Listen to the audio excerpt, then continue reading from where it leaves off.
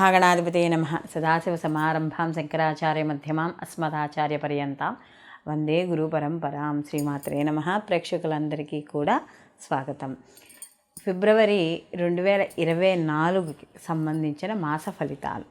ఈ నవగ్రహ సంచారాలను అనుసరించి ద్వాదశ రాశుల వారికి శుభాశుభ ఫలితాలు ఏ విధంగా ఉంటాయి అనే విషయాన్ని తెలుసుకుందాం.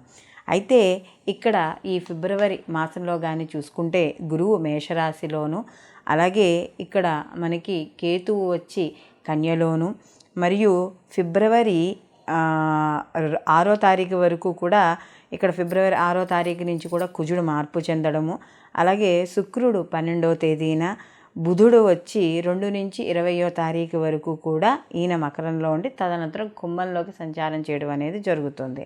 అలాగే రవి కూడా ఇక్కడ మనకి మకరం నుంచి ఫిబ్రవరి 14వ తారీఖున కుంభరాశిలోకి సంచారం చేయడం, ఇక్కడ రవి మరియు శని యొక్క కలయిక జరగడం, ఇవన్నీ కూడా ఈ ఫిబ్రవరి మాసంలో అనేది జరుగుతోంది. కాబట్టి ఈ మాసంలో ఈ గ్రహాలు అంటే మనకి చూసినప్పుడు మనకి ఈ నవగ్రహ సంచారాలు వల్ల మనకి వృత్తి, ఉద్యోగ, వ్యాపార, సంతాన, ఆరోగ్య విషయాల్లోనూ, అలాగే రాజకీయ రంగాలు కావచ్చు, అలాగే పారిశ్రామికవేత్తలకు కావచ్చు, లేకపోతే ఈ మీడియా రంగము, కళాకారులు, స్త్రీలలో వివిధ రకాల ఉద్యోగాలు చేసేవాళ్ళు, వీళ్ళందరి మీద కూడా ఈ గోచారంలో యొక్క ప్రభావం అనేది ఈ గ్రహాల యొక్క సంచారం వల్ల ద్వాదశ రాశుల వారి మీద కూడా ఉండడం అనేది జరుగుతుంది. కాబట్టి ఇలాంటి ఈ యొక్క గ్రహ సంచారాల వల్ల ద్వాదశ రాశుల వారికి ఈ మాసంలో ఎలా ఉండబోతోంది అనే విషయాన్ని తెలుసుకుందాం.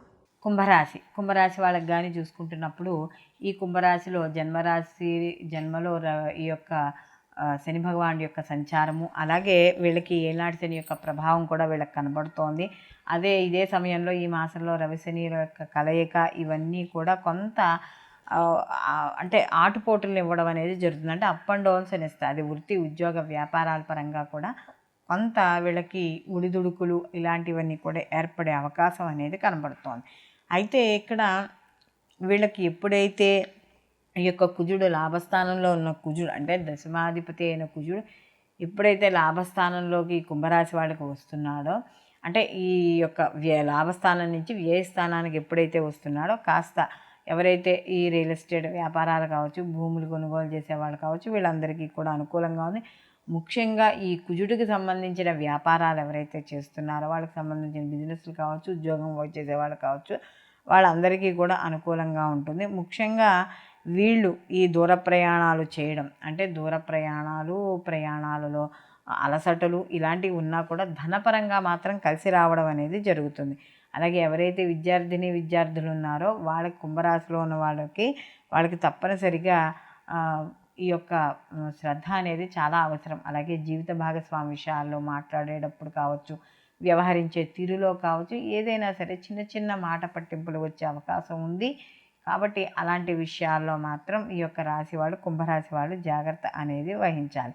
అలాగే సంతానపరంగా కానీ చూసుకున్నప్పుడు ఇక్కడ ముఖ్యంగా ఈ యొక్క కుంభరాశి వాళ్ళకి ఈ సంతానపరంగా చూసుకున్నప్పుడు పంచమాధిపతి అయిన బుధుడు కూడా వీళ్ళకి వ్యయస్థానంలోకి, అంటే ఈ యొక్క 20వ తారీఖు వ్యయస్థానంలోనే, తదనంతరం జన్మలోకే రావడం అనేది జరుగుతుంది. కాబట్టి సంతానపరంగా చిన్న చిన్న మనస్పర్ధలు కావచ్చు, లేదా మాట పట్టింపులు కావచ్చు, పెద్దవాళ్ళు అయితే మాట పట్టింపులు కావచ్చు, గొడవలు అవ్వచ్చు, ఏదో ఒక విషయాన్ని కొలిక్కి రాలేకపోవడం, ఏదో రకంగా వాదనలు వేస్తూ ఉండడం, లేదా వాళ్ళ చిన్నపిల్లలైతే వాళ్ళ విద్య కావచ్చు, వాళ్ళ మాటలు కావచ్చు, వాళ్ళు చేసే తీరు పని కావచ్చు, ఇవి కొంచెం మనసుకి బాధను కలిగించేలా ఉంటాయి. కాబట్టి అలాంటి విషయాల్లో ముందుగా జాగ్రత్త తీసుకుంటూ, చిన్నపిల్లలైతే దానికి తగ్గట్టుగా మౌల్డ్ చేసుకుంటూ పిల్లలకి మంచిగా మాటలు అనేవి చెప్పడం అనేది మంచిది. అలాగే వివాహానికి సంబంధించిన విషయాల్లో చిన్న చిన్న అడ్డంకులు ఏర్పడే అవకాశం అనేది కనబడుతోంది. అలాగే ఆర్థికపరమైన విషయాల్లో కానీ చూసుకుంటే కొంతవరకు వీళ్ళకి ఆర్థికపరమైన విషయం, అంటే ద్వితీయాధిపతి అయిన గురువు వచ్చి మనకి ఇక్కడ తృతీయ స్థానంలో ఉండడం వల్ల కాస్త ఆర్థికపరమైన విషయాల్లో మాత్రం చిన్న చిన్న ఖర్చులు అనేవి ఉంటాయి. అందులో ద్వితీయ స్థానంలో రాహు ఉన్నాడు వీళ్ళకి. అయితే రాహు కుటుంబ పరంగా దూరాన్ని చేస్తాడు. అంటే కుటుంబానికి అంటే ధనస్థానంలో కూడా ఉన్నాడు కదా రాహు. అంటే ధనం సంపాదించడానికి వీళ్ళు కుటుంబ పరంగా కుటుంబ వృద్ధిని చేయడానికి కాస్త దూరంగా వెళ్ళడం, దూర ప్రయాణాలు చేయడం, విదేశీయానం చేయడం ఇలాంటివి కూడా ఎక్కువగా మనకి కనపడుతూ ఉండడం అనేది జరుగుతుంది. ద్వితీయాధిపతి తృతీయ స్థానంలో ఉండడం వల్ల సోదరి యొక్క సహాయ సహకారాలు, ముఖ్యంగా అన్నదమ్ముల యొక్క సహాయ సహకారాలు ఈ యొక్క రాశి వాళ్ళకి ఆర్థిక పరంగా కావచ్చు, వాటి పరంగా ఉపయోగపడే అవకాశం అనేది ఎక్కువగా కనబడుతోంది. వీళ్ళు మరిన్ని మంచి ఫలితాలు పొందడానికి వీళ్ళు ప్రతి నిత్యము కూడా ఇక్కడ వీళ్ళకి లక్ష్మీ నృసింహస్వామి యొక్క ఆరాధన చేసుకోవడం, అలాగే లేదా ఆయన కరావలంబ స్తోత్రాన్ని చదువుకోవడం, ప్రతిరోజు కూడా వీళ్ళు ఈ యొక్క నవగ్రహాల దగ్గరికి వెళ్ళి ప్రదక్షిణలు చేసుకుంటూ నవగ్రహాలకి ప్రదక్షిణాలు చేయడం, ముఖ్యంగా ఇక్కడ రవికి ఆవునేతితో దీపం పెట్టడం ఇలాంటివి చేయడం ద్వారా మరిన్ని మంచి ఫలితాలు పొందడం అనేది జరుగుతుంది. మనకి ఈ గోచార ఫలితాలు అనేవి మనం ఎప్పుడూ చెప్పుకునేదే, కేవలం ఇవి గోచార ఫలితాలు అనేవి ఆ రాశికి ఆ టైంలో, అంటే ఈ పీరియడ్ ఆఫ్ టైంలో ఏదైతే ఉందో, మన ఒక నెల కాలం ఏదైతే ఉందో 30 రోజుల కాలం, ఈ కాలంలో నవగ్రహాలు వాటి యొక్క సంచారాన్ని అనుసరించి ఇచ్చే శుభ ఫలితాలు, అలాగే దాంట్లో శుభ ఫలితాలు ఉంటాయి, అశుభ ఫలితాలు ఉంటాయి. కేవలం ఇది గోచార ఫలితాలు మాత్రమే. అయితే దీనితో పాటుగా వ్యక్తిగత జాతకాలు అనేవి తప్పనిసరిగా చూసుకోవాలని చెప్తున్నాం. ఎందుకు అంటే ఒక వ్యక్తి యొక్క జాతకంలో ఏవైనా గోచార ప్రకారంగా ఏవైనా బాలేకపోయినా అది వాళ్ళ యొక్క వ్యక్తిగత జాతకంలో జరిగే మహర్దశలు కానీ, అంతర్దశలు కానీ, ప్రత్యంతర్దశల వల్ల కానీ కొన్ని మంచి మార్పులు వచ్చే అవకాశము, అలాగే గ్రహాల యొక్క వీక్షణ వాళ్ళకి, అలాగే దీంతో పాటుగా జన్మజాతకంలో కూడా కొంతమందికి ఈ యొక్క యోగాలు అనేవి ఉంటాయి. ఆ యోగాలు లేదా జరుగుతున్న మహర్దశల్లో కూడా యోగకారకమైన దశలు, అంటే వాళ్ళ లగ్నానికి సంబంధించిన యోగకారకమైన దశలు జరుగుతూ ఉంటాయి కొంతమందికి. అలాంటి దశలు జరుగుతున్న మంచి ఫలితాలు, సత్ఫలితాలు పొందడం అనేది జరుగుతుంది.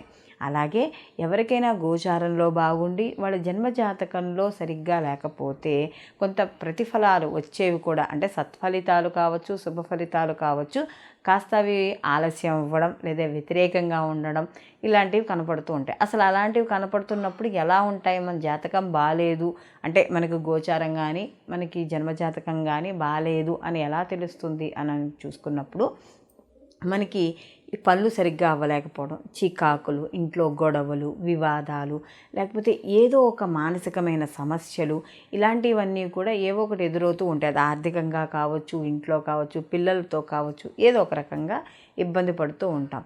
కాబట్టి అలాంటి ఇబ్బంది పడుతున్నప్పుడు కేవలం గోచార ఫలితాలే కాకుండా మనం క్షుణ్ణంగా మనకి అంటే ఏ రాశి వాళ్ళు ఎటువంటి ఖచ్చితంగా మాది ఈ రాశి అనే ఈ లగ్నం అని తెలిసిన వాళ్ళు లేదా జన్మజాతకం తెలిసిన వాళ్ళు మీకు కాస్త అనుభవజ్ఞుని యొక్క జ్యోతిష్యులను సంప్రదించి తెలుసుకోవడం ద్వారా కరెక్ట్గా మనకి ఎటువంటి ఫలితాలను పొందగలం, ఈ సమయంలో దీనికి సంబంధించిన ఎటువంటి రెమెడీస్ చేసుకోవాలి అనేవి మాత్రం తెలుసుకోవడానికి ఎక్కువగా ఆస్కారం అనేది ఉంటుంది జన్మజాతకం పరిశీలించుకోవడం వల్ల. కాబట్టి ఇలాంటి విషయాలని మనం చూసుకునేటప్పుడు ఈ గోచార ఫలితాలతో పాటు జన్మజాతక ఫలితాలు కూడా తప్పకుండా పరిశీలనలోకి తీసుకోవాలి. సర్వే జన సుఖినో భవంతు, లోకా సంస్థ సుఖినో భవంతు.